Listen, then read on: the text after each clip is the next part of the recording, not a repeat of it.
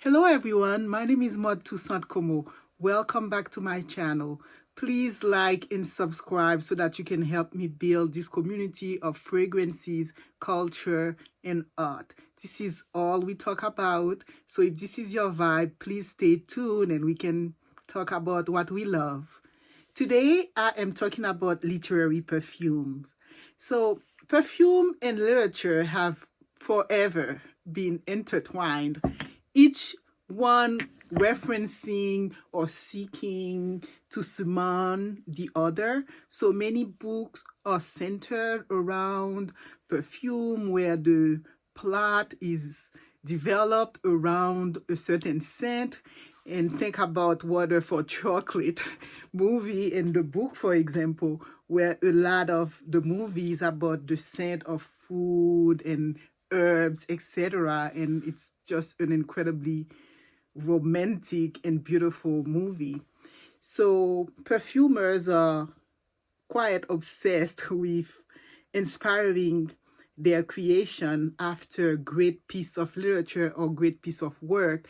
We can think, for example, of Portrait of a Lady by Frederic, where the perfumer tried to encapsulate the zest and spirit of the dramatic Henry James heroine, Isabel Archer. So that's my summer reading book, actually, Portrait of a Lady. And we have another perfume also that I like by Kylian, Woman in Gold, where the perfumer tries to encapsulate the mesmerizing radiance of Gustav Klimt's gold-flecked 1907 portrait of Adele Blush-Bauer. So today I'm talking about two fragrances that are really special to me because they've been a welcome addition to my collection as I've gone through the quarantine and needed relaxations and inspiration to do my work, but also to just feel sort of calm and relaxed. So today we are reviewing two perfumes that I consider are my best literary perfume in my collection from the perspective of being sort of really nice for creative purpose and calmness. So the first one is She Came to Stay by Timothy Hunt.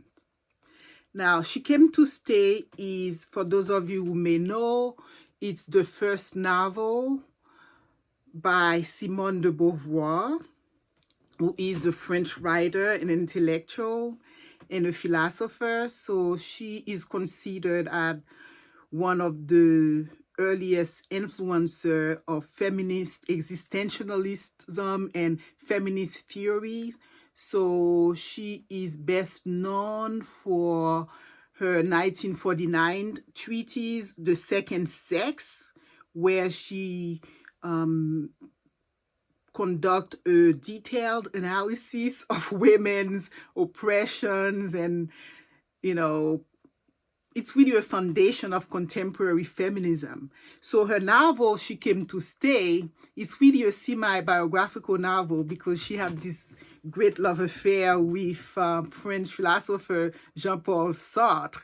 And so Simone de Beauvoir, the author, was sort of entangled into this relationship with Jean-Paul Sartre, and there were two other women, Olga Kosakiewicz and Wanda Kosakiewicz. And so She Came to Stay in that novel, those characters' names have been changed.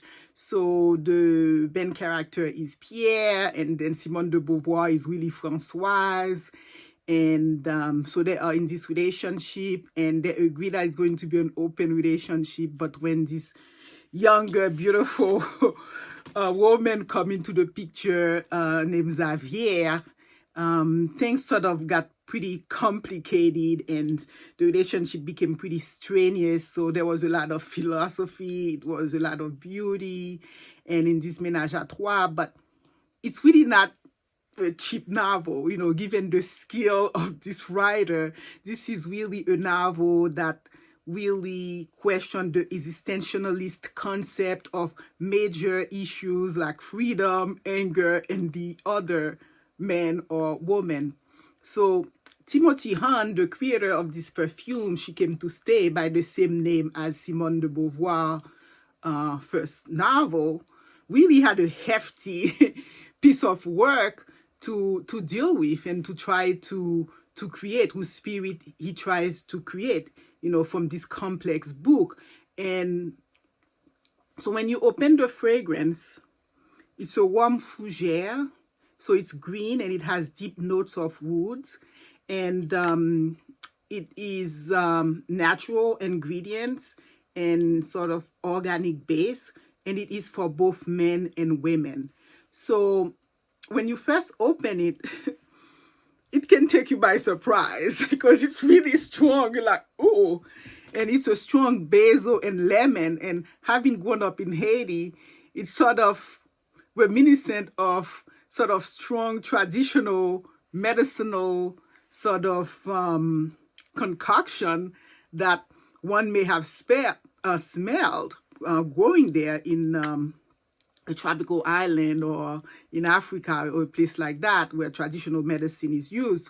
So it does open up with this, but you get really used to this basil and lemon, and it has a lot of spice, and that's probably what we're smelling first. Also the clove and nutmeg, and it has a base of patchouli and vetiver. So She Came to Stay is not really this concoction of like kitchen sink concoction of, you know, lemon and basil. I think perhaps due to the skill of the perfumer, the dry down of it, or in the middle of it, becomes really sort of an enchanting forest where you're smelling this incredible wood and vetiver, and it's very relaxing, and it's crisp lemon and basil.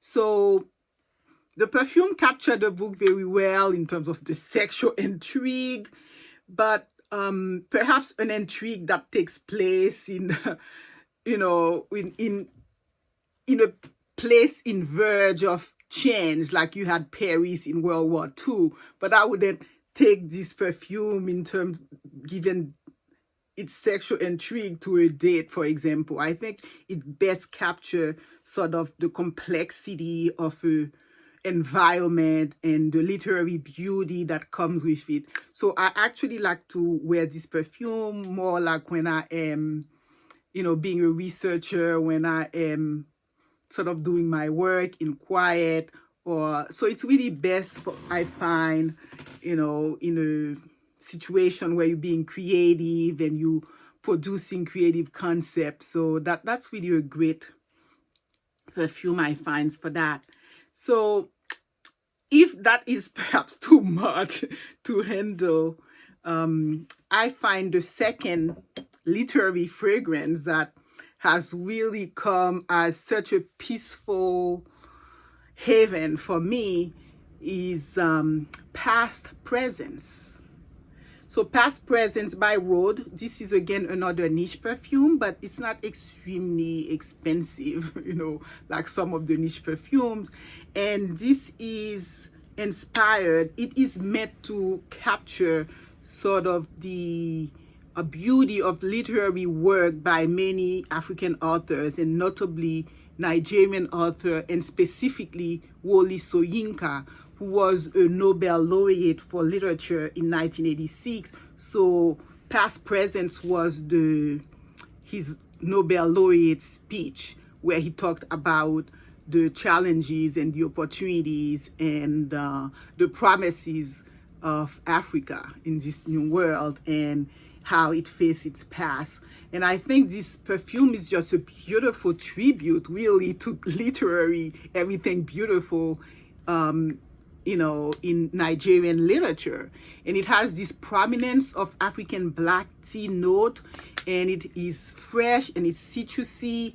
So it feels very mysterious and sweet and paradoxical. It's just a very calming fragrance. So these two fragrances right here, she came to stay. And past presents, these are just my very best refuge in terms of calm, beautiful fragrance that's very inspiring and that I find I just want to wear when I am pretty much by myself and creating. So this is all I have for you for my literary fragrance review today.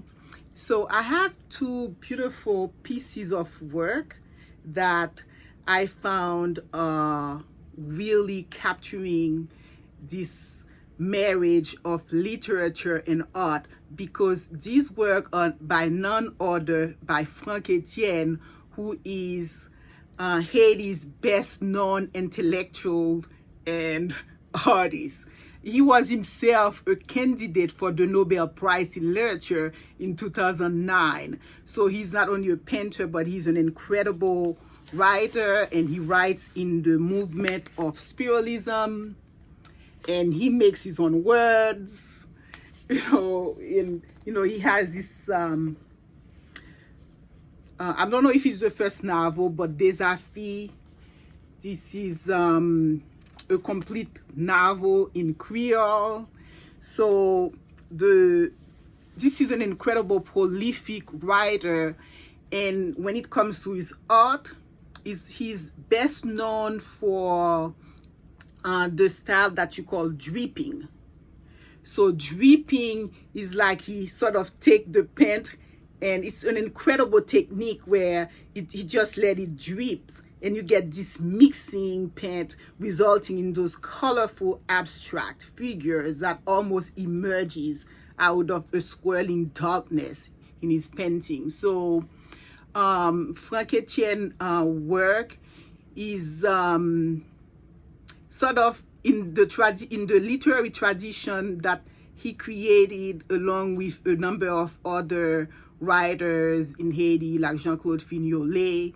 So the idea of spiralism is really to sort of embrace it's like Jean-Paul Sartre littérature totale. It's meant to sort of embrace the good and the bad of what's going on and put the reality out here for what it is. So it's very difficult to understand FRANKÉTIENNE work. So I spend a lot of time studying his book, trying to understand his work. And it's just essentially he is trying to capture chaos, chaos in its very raw form, and he is not shy about doing that. He says that his problem is sort of he just don't like the non-management of chaos. He believes that the world is chaotic, but the problem is really with the non-management of chaos.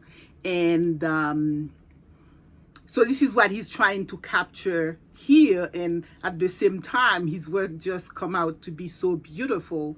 I believe this work, for example, is an example where he's showing two worlds, and there is an exchange in the middle.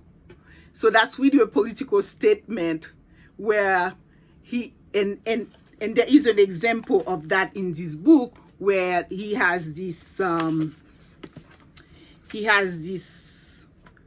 poem where there is a similar situation where a little girl is being exchanged, and she's finding herself in the middle of that exchange, and the two different parties are benefiting from that exchange. So we can see the different parties and this person in the middle, and you have the moon right here. So this painting clearly is the same theme, where you have this exchange between two worlds, and it's almost like, let's say, for an aid, where someone is getting screwed in the middle. So it's an incredible form of work. It's amazing. I am just so proud to own some of the piece of work by FRANKÉTIENNE. and I'm really happy to share them with you. So I hope you enjoyed this video. Until next time, bye.